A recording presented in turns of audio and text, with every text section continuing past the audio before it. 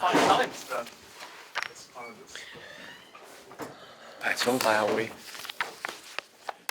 Just take beauty here for a moment.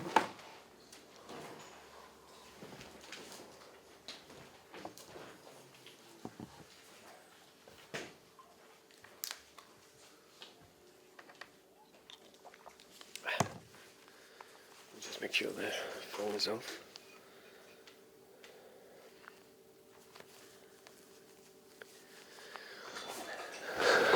So you all, thank you very much for coming. Usual draw from us. We'll start with Gal from Sky, Niv from PLP. Anything else under immediate embargo can go at that point. We'll do one embargo section for the Sunday newspapers, given everyone's playing Sunday. That's where the content wants to go. We're happy if the cameras are ready. Go again. Thomas, it's been a little bit of a tough week for you, so I don't know whether emotion is the right word to use, but I wondered if you can just give us a sense of how you're feeling in a footballing sense as we get towards the end of another season. Is it kind of the feeling of relief, joy to be here again? It's been a bit of a tough roller coaster of a few months, hasn't it? Yeah.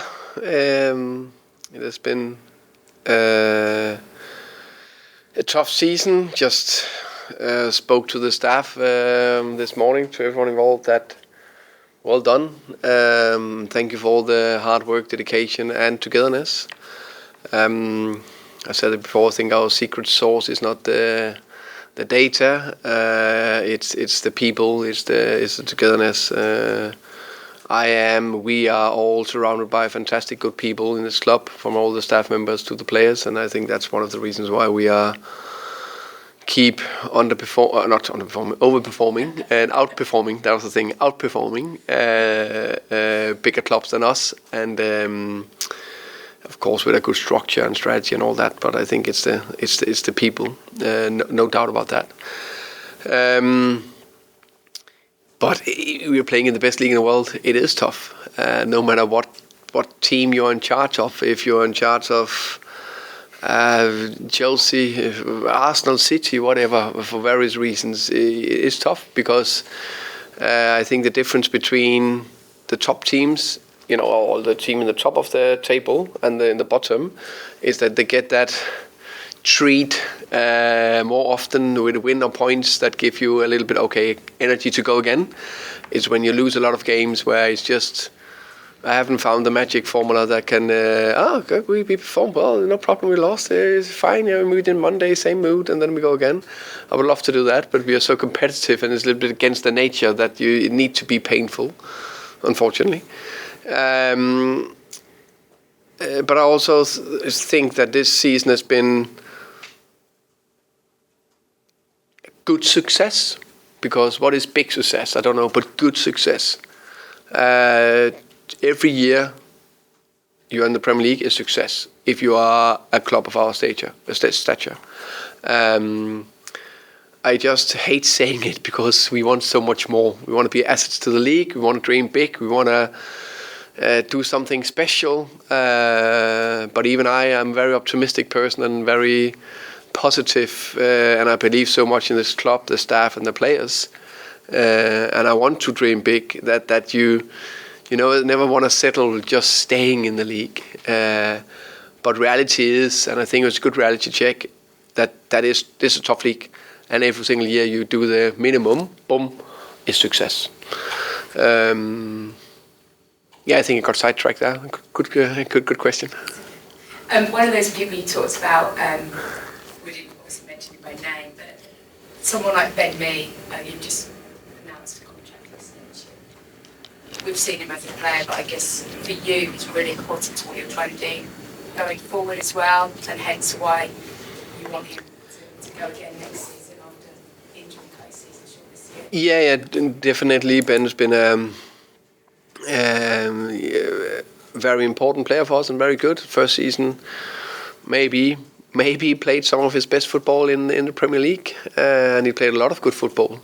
And to be fair, I haven't followed him closely every season in Burnley, but I know he's done well and was a key figure there. But someone's played more unlucky with injuries this season. But we think he's an important player for us on and off the pitch, and we're happy that he wants to extend his contract.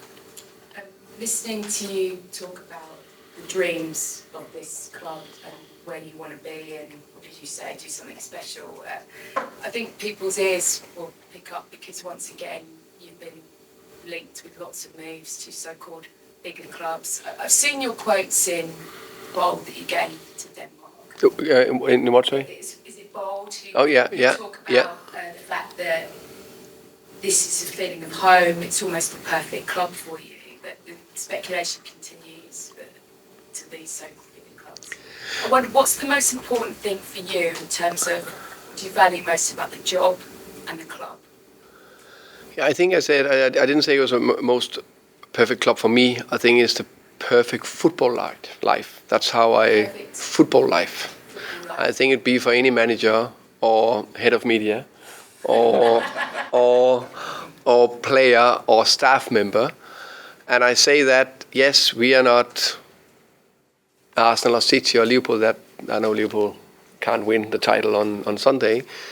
A club of that size that compete for titles. So it's a different club, but what do you compare to? What about, I don't know, Wolves or Brighton? Or it's just there's so many good things here, and so many structure and processes and people that makes this the best, in my opinion, probably the best possible place for a lot of people to work at. Because the culture is good, there's a good atmosphere, we are tracking in the same direction, we are aligned. So I think that's good. It's not the same, it's not stressful or tough or it's painful to lose 500 pounds. I just said to the staff again that before the first season in Premier League, I say we're never going to lose 5 in a row in the Premier League. I just had such a big belief. Boom, reality check. We lost 5 in a row in January. So it's still tough. It's just many good things here, and I think sometimes you need to acknowledge what you have as well. Yeah, you're clearly very ambitious. Just listening to you talking about kind of wanting more. Can you achieve all your ambitions here, I guess is what I want to ask. Yeah, can't see why not. I think ambition is many things. Of course, I never know what's going to happen in the future. Maybe I'm staying here for the rest of my time in football. Am I going to one other club one time in the future? Maybe. That's probably also a good opportunity, but you never know. What I know is that I'm very happy here. And I think ambition is, how can I make the perfect club? How can we still try to maybe win something? I don't think that's impossible. I think it's probably odds against to win the title. But you can win other things. And how can you beat the odds and make results where we maybe 1 year qualify for Europe? You never know. I don't want to set any aims, because if you put an aim out there, you guys will ask me, you want to go top 4 next year? And every single time we're out of top 4, Thomas, you never said top 4, but we are not there yet, so there's no reason to say that. But we want to win the next game, and we're very ambitious. Because for us, who can never do your job, we just think that football managers want to win titles and want to go to the biggest clubs where there's more chance of doing that. Yeah. Are you saying that you're not necessarily thinking like that? I'm not saying I think everyone wants to win something. I think it's in the nature of the game. You want to win every game.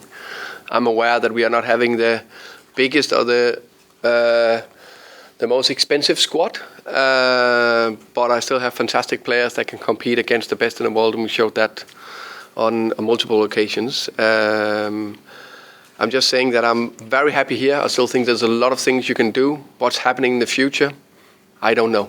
I think it's important to be open. And I just want to ask you about VAR, because I know you've spoken about it a lot, and you've had some... My favourite topic. Your favourite topic, as so many of the Premier League managers' favourite topics, but talk, no doubt, heard about Wolves wanting it scrapped. Can you see us going back now, or is this more about a conversation of what we actually Yeah, I can't see us go back. I think it's there. It will be there for the future, and I said it before. It's not perfect. We discussed it earlier. How many years has it been? 5 years. Yeah. It's 5 years. Yeah. That's a long time. And I think hopefully it continues to be improved and better every season. And I think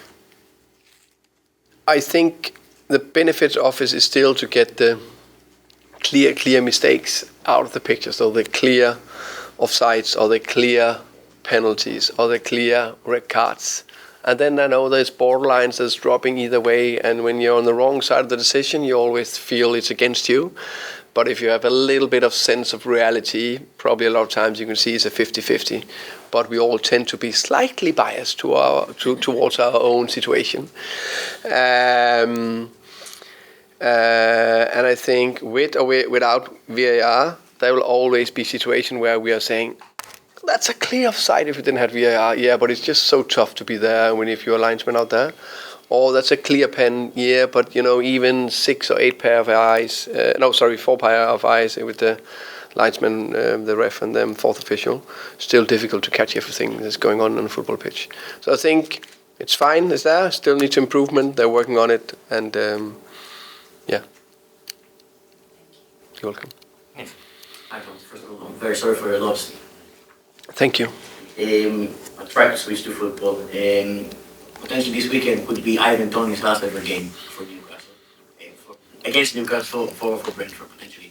How would you describe Ivan's contribution to this club? Club legend, his honest assessment? Yeah, as we, right now he's a Brentford player. Maybe he's a Brentford player next year. I said it before, I'd like to keep him.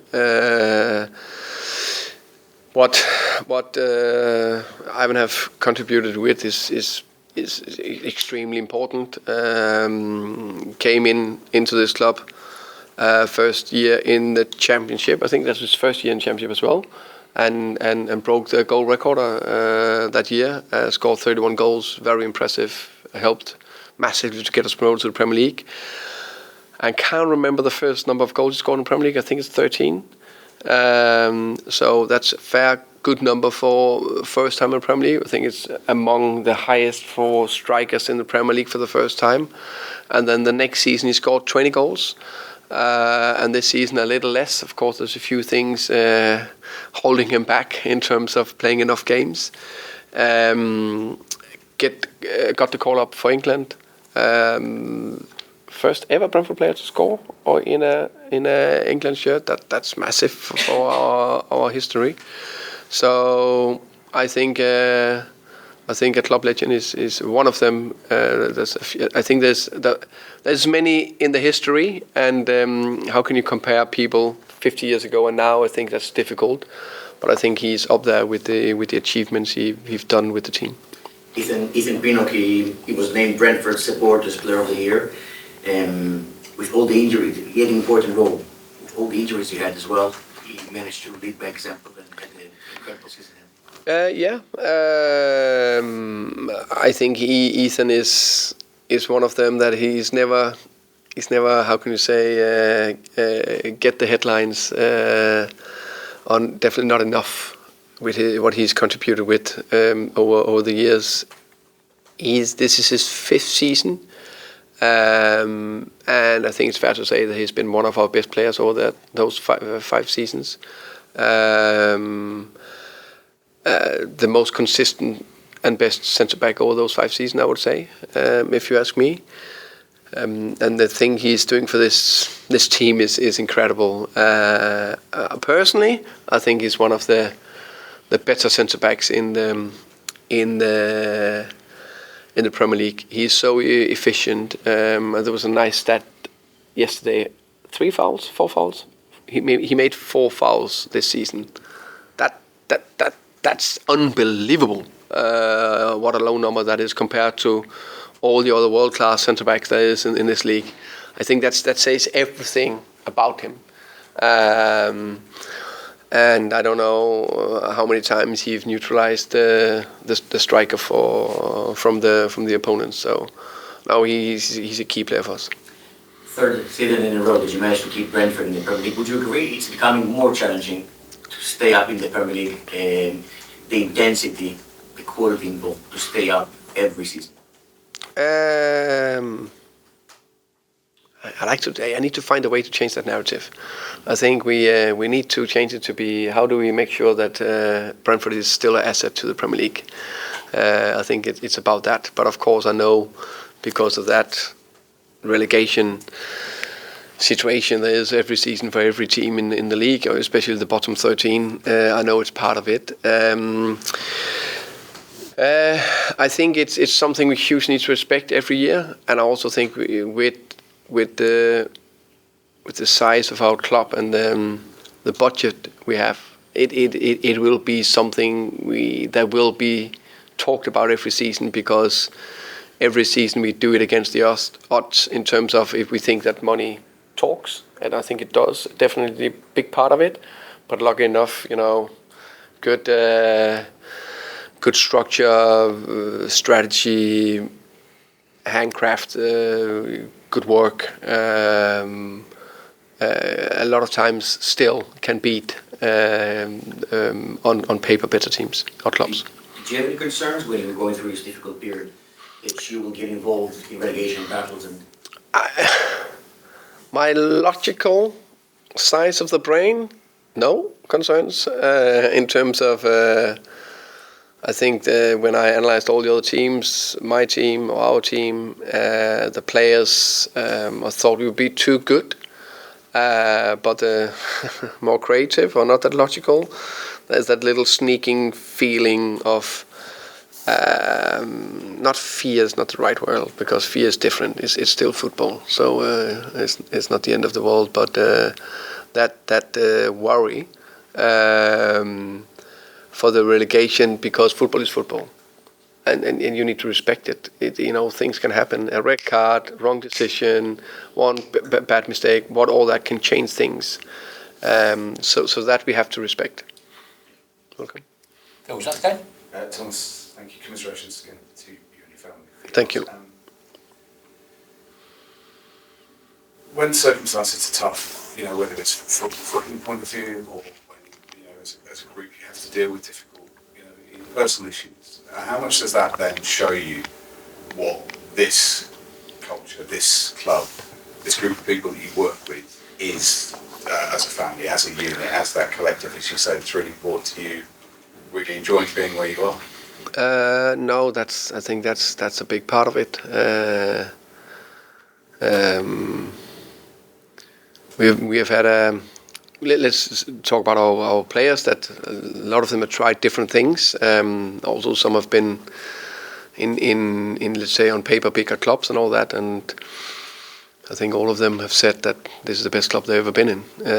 The atmosphere, the culture, and maybe that is one of our biggest achievements. That we create an environment where people actually enjoy to come to work. And always, also when I sell it to new players, it's a nice performance environment. Of course, it's very extremely competitive when you're out there, and you will see the players out there kicking each other down and all that. Sometimes compete on an extremely high level, but when you walk in the building and into the training ground, we just sense it, smell it, taste it. That atmosphere where you enjoy to come to work, and I think that's a big thing. And I want players that care about each other and the place, and I think that's possible to create anywhere. But it's difficult, and it takes hard work, and it also to keep maintaining it. Maintaining is, I think it's a little bit negative word, but keep developing it, I would say. Yeah. What's the secret to that, and what's the inspiration for that from your point of view? I mean, I know you're a great reader of all sorts of things, but where have you taken your inspiration when it comes to cultural creation? I think it's down to who I am and how I think. I'm a very I can say people person, and very social guy, sometimes too social. and still try to take care of myself and protect myself once in a while. But I think it matters to me as a person that I want people to feel well. Of course, I know it's a competitive environment. I know I take tough decisions, and I do that. And players get angry with me or staff members, and I have no problem doing that. But it's important for me to create a nice, good atmosphere, competitive atmosphere. And then, of course, when I've been in this game for 30 years, I know not in the professional game, the last 20 years, you have met a lot of people, and the one I can mirror myself in, that was interesting. I take that bit about culture, or how can we create this perfect performance culture. And of course, then I've been, reading a few bits, lots of bits, but I think the All Blacks, the Legacy book, I think is very good inspiration, and Phil Jackson from Chicago Bulls and Lakers, 12 rings, and I can't remember the last title. Anyway, but they were also, but they are in that bracket of how they build culture and with good people. Obviously, there will be lots of sort of suggestion over the summer about new signings and players and comings and goings. How much will it feel like having a group of new players that you don't have to go and actually sign transfers with Rico coming back and Aaron coming back and Kevin being fully fit, Brian being fully fit, because those players have been missed? It will feel like you're signing 4 or 5 players, won't it? Yeah, no doubt. I can't wait, and hopefully we will have a fully fit squad next year firing. I'm still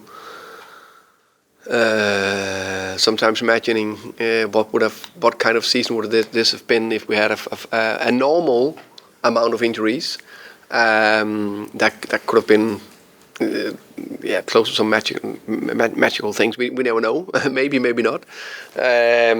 So I agree. There's a lot of players coming back where we will think, okay, this is just having them available. Hopefully a full season will just be like new players. Question on the game, because you are playing a match.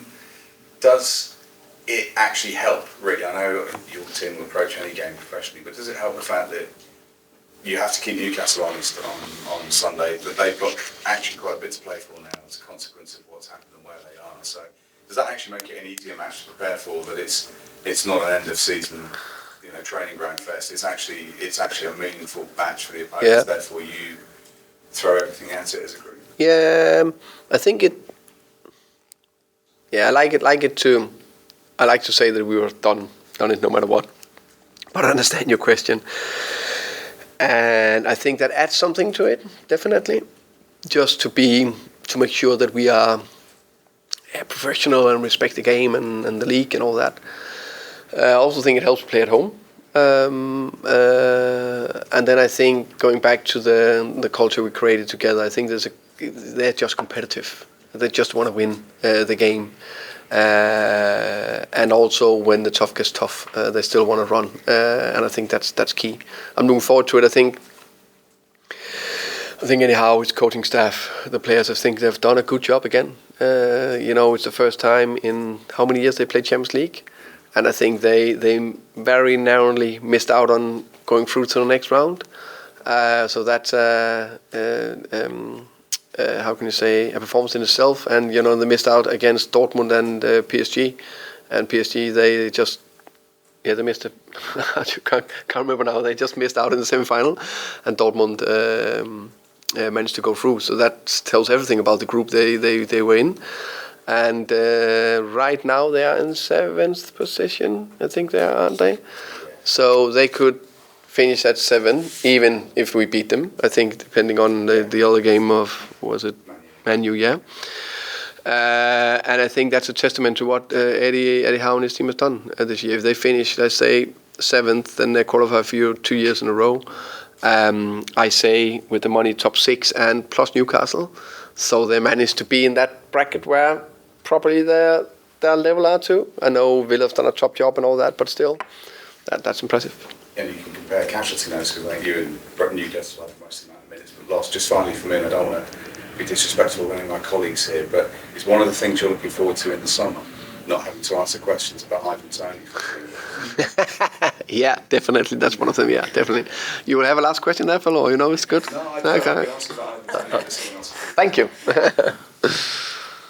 Anything else for Gordon Barker? Yes. Hi Thomas. Hi. Condolences to you and your family first and foremost. Thank you.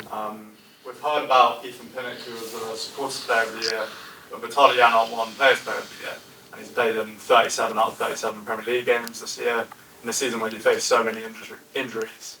How important has that consistency to turn up each week and put in a good performance been for your team? Key. I am happy with the two winners in Ethan and Vitaly. I think they deserve it, both of them.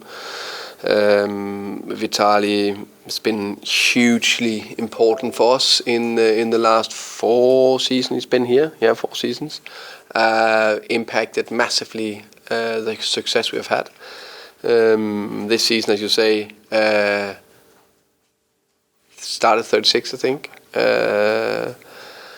and came on in the 37th game. He is another unsung hero. Him and Ethan, they never hit the headlines that much. He's the kind of the glue that makes everyone better, and we never stop running. He's not got leadership. He is a leader, and extremely important for the team. Extremely important. Very impressive. And last time out against Newcastle was way back in September. A memorable game for a number of reasons, a strong performance, but also for sad reasons in the sense that it's when Rico Henry suffered the injury that's kept him out this entire season. What role have injuries played in shaping your season, and have they in any way limited where you wanted to take the team tactically? Yeah, I agree. I think we played a very, very good game, that game. Yeah, it was a tough one to take. I think it was a more than even game that we should have got something out of and just lost it on a very debatable penalty. And then on top of that, we just had a big injury to one of our key players. No doubt. I think injuries are the main reason why we couldn't take we always learn something. We always get something out of the season. We always see some players developing and rising, and then also seen that in this season. No doubt about that. So I'm still a strong believer of the foundation we are standing on from this season. Is still will make us stronger for next season. But to create that top result this season, injuries is the key part. And you mentioned there the kind of lessons you're going to take from this season. As a kind of contrasting experience to last season where you were kind of chasing European football, this season it's been closer to worrying about relegation. How different have the lessons been that you've learned, and do you think it's made your group stronger as a whole?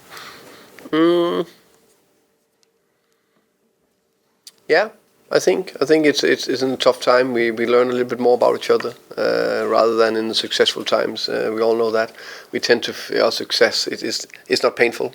It's quite joyful. So it's when it's painful that you learn the most, no doubt about that.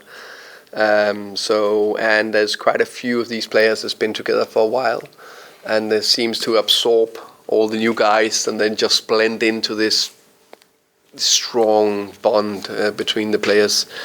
But more tough moments this season that definitely made us stronger. And a lot of fans were kind of anticipating this season to see you play expansive football more often, kind of associated with the 4-3-3. Is that something you feel you would have done if not for the injuries, or is that something you're trying to do now?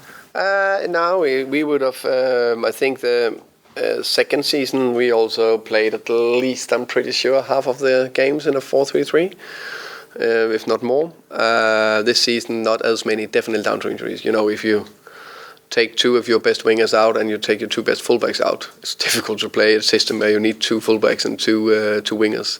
So that just eliminated that. And then finally, a bit more of a fun question to end it on. I've been contacted by a group of Brentford fans who are rowing from Teddington to Kew Bridge for Sunday's game in a nod to the club's history. Yeah. Were you aware that Brentford's history was as a rowing club, and do you have any words of encouragement for them? I think it's fantastic that they're doing it. If you ask me before if it was, I would probably say, I'm a little bit in doubt. But when you say it gives me a reminder of that probably started or something like that. That's I'm aware of that. But I like that, and I hope they will have time for a pint in hopefully in the sun before the game. Have you ever thought of having that be the team's method of travel if they want to get to the stadium? No, but I'll definitely consider it. I think it could be good fun. I think it could be a media event. Yeah, cameras are coming. Yeah. Yeah. All right, thank you. Yeah, you're welcome. We've got anything else before we go under embargo? So we're now under embargo. Cameras can